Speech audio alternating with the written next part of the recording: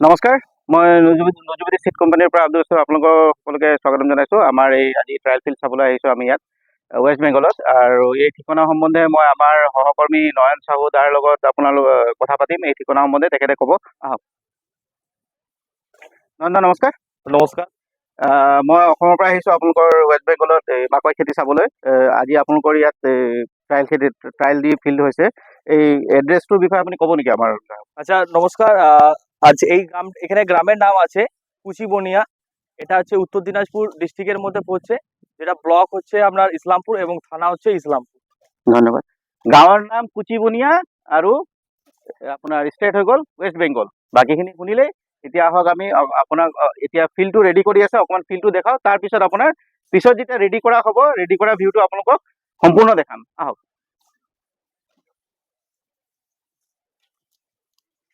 এয়া চাওক, এয়া উইনাৰৰ খেতি ফিল্ড ৰেডি হৈ আছে, এতিয়া কমপ্লিট হোৱা নাই। আৰু ইয়াৰ কপবিলাক চাওক,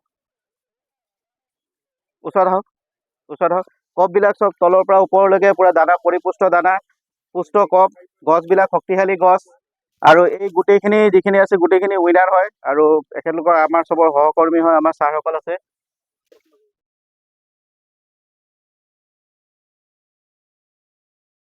ডেতে 10টা রো নেব আর 10 মিটার লেন্থ নেব।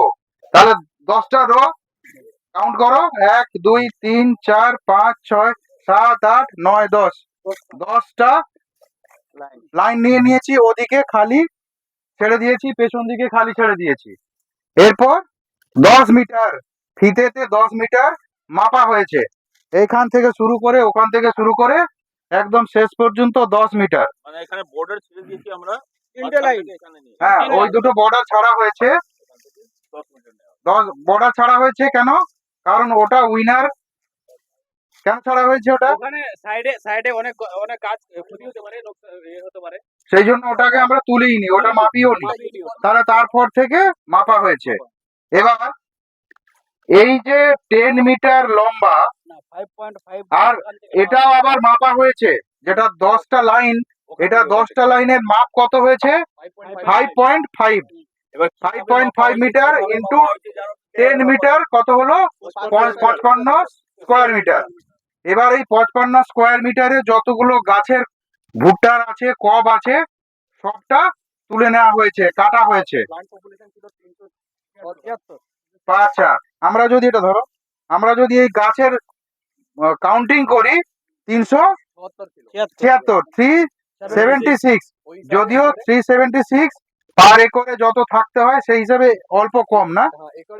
একরে আসছে 27,345 পয়েন্ট,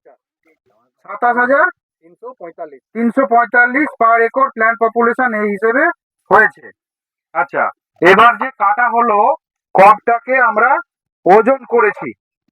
কবটাকে সব মিলে ওজন করে কব এসছে কত? প্রফিট এসেছে 108.26, 108.26। আচ্ছা, টোটাল আমরা যে 55 স্কোয়ার মিটার মেপেছিলাম, তাতে টোটাল কব ওয়েট বা ভুট্টার ওজন, টোটাল ভুট্টার ওজন এসছে 108 কেজি 64 গ্রাম, 640 গ্রাম। ঠিক আছে, এটা হলো টোটাল। তার থেকে আমরা বস্তার ওয়েট বাদ দিয়েছি, মানে নেট 108 কেজি 260 গ্রাম হয়েছে। এরপর আমরা এখানে সেলিং পার্সেন্টেজ বের করেছি, যে 5 কেজিতে না ওটা। আচ্ছা, বাদ দিয়ে দানাটা এবার নিট ওজনে আমরা দানা পেয়েছি, এটা 82 কিলো 27। দানা এটা শুধু গ্রেন ওয়েট না। এবার এটা বুঝে নিই, আমরা যদি 108 কেজি যে পেয়েছি, তার সঙ্গে আমরা ময়েশ্চার বাদ দিয়েছি 16%। ঠিক আছে, টোটাল ধরেছি কত? 30%, যেখানে মিনিমাম 14% ময়েশ্চার থাকবেই। 16% আমরা ময়েশ্চার বাদ দিয়েছি, দিয়ে আসছে 82 কিলো 200। না না, হুম 82 কিলোটা আসছে শুধুমাত্র দানার। দানা দেখেছি যে 59 কুইন্টাল, আর এবং এটা খুবই ভালো ফলন। আর এই প্লটের ডেট অফ সোয়িং 14/11/2023, না, 17 নম্বর। না 17ই নভেম্বর, হ্যাঁ 17/11/2023। আর নর্মালি ফার্মার এখানে সার 1 2 3 তিনবার সার দিয়েছেন। তাতে এটাও তোমরাও একটা শুনে নাও যে সারের মধ্যে প্রথমে গোবর দিয়েছে 1 ট্রলি 1 বিঘার জন্য। তারপর মিক্সচার সার দিয়েছে ইউরিয়া, ফসফেট এবং পটাশ 25 কেজি ইউরিয়া, 2 বস্তা বা 100 কেজি ফসফেট আর 25 কেজি পটাশ। তার ঠিক 50 দিন পর, 45-50 দিন পর প্রথমবার যে চাপান দেওয়া হয়েছে নিড়ানি দেওয়ার পর, তাতে ডিএপি 20 কেজি, 10 কেজি এমওপি এবং 20 কেজি ইউরিয়া। এটা দেওয়ার পর আরো 30 দিন পর 10-26-26 দেওয়া হয়েছে 1 বস্তা বা 50 কেজি। তার থেকে আরো 35-40 দিন পর শেষবার ইউরিয়া দেওয়া হয়েছে 50 কেজি প্রতি বিঘা। এখানে 52 শতকের বিঘা হিসেবে দেওয়া হয়েছে, মানে এর ঠিক ডবল যেটা দিলে তাহলে পার একরে দেওয়া হবে। স্প্রে সেরকম কিছুই দেওয়া হয়নি, অল্প একবার প্রথমবার হামলা যেটা ক্লোরপাইরিফস আর সাইপারমেথ্রিন 505 এটাকে বলা হয় হামলা দেওয়া হয়েছে।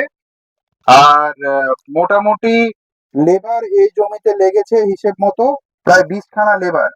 20খানা লেবার যদি 400 টাকা করে ধরি এবং আজকের দিনে কি রেট আছে সেটা যদি তোমরা ক্যালকুলেশন করে নাও তাহলে একটা আইডিয়া পেয়ে যাবে যে প্রতি একরে কত খরচা আসে এবং সেটা থেকে কতটা কি লাভ আসে। এই পুরো ধারণাটা প্রত্যেকের থাকাটা দরকার। এখানে প্রায় এই 52 শতকের বিঘায় একটা এস্টিমেটেড কস্ট ধরে নিজের তো লেবারটা ধরছে না চাষি, ঠিক আছে, সেটাও একটা কস্টিং আছে। তো আলটিমেটলি তোমরা যে ক্যালকুলেশন বললাম এটা একবার খাতায় কলমে করে দেখেও নেবে, তাহলে পুরো একটা আইডিয়া পেয়ে যাবে। 52 শতকেরটাই ধরে রাখো। জিজ্ঞাসা করতে পারো। এবার যদি ধরা হয় 25, আমি যা ধরলাম 50 কুইন্টাল আমরা ক্যালকুলেট করেছি একর পিছনে, এটা হচ্ছে হাফ একর। তা হাফ একরে আমরা ধরে চলি 25 কুইন্টাল ধরে চলি হাফ একরে। তা 25 কুইন্টালে আজকের দিনে যা রেট যাচ্ছে প্রায় 20 টাকা মানে কেজি যাচ্ছে। তাহলে যদি ধরা হয় 20 টাকা কেজি মানে 2000 টাকা কুইন্টাল, মানে 2000 50,000 টাকা 50 কুইন্টাল মানে 2,000 টাকা করে 1 লাখ। 1 লাখ 1 বিঘা। আর খরচা প্রায় 45 থেকে 50,000 টাকা খরচা হবে। এক করে প্রায় 50,000 টাকা মানে ইনকামটা। হ্যাঁ। তারপরে আমরা জলের দাম ধরিনি কি দাদা, জলের দাম ধরিনি, তারপরে এটা ট্রান্সপোর্টেশন হয় সেটার দাম ধরা হয়নি, যেটা এইগুলো থাকবে। তবে 20 থেকে 22-25 হাজার টাকা প্রতি বিঘা ব্যয় করে এই খরচাটা এবার বিভিন্ন জনের বিভিন্ন রকম থাকবে। ওনার স্প্রে করতে সেরকম লাগেনি, হার্বিসাইড দেওয়া লাগে, নিড়ানি দেওয়া লাগে। পয়েন্ট হচ্ছে এই আপোনালোকক এটা ইভ্যালুয়েশন দেখালো যিটো নদীগুটি সিড কোম্পানীৰ ৱেষ্ট বেংগল এণ্ড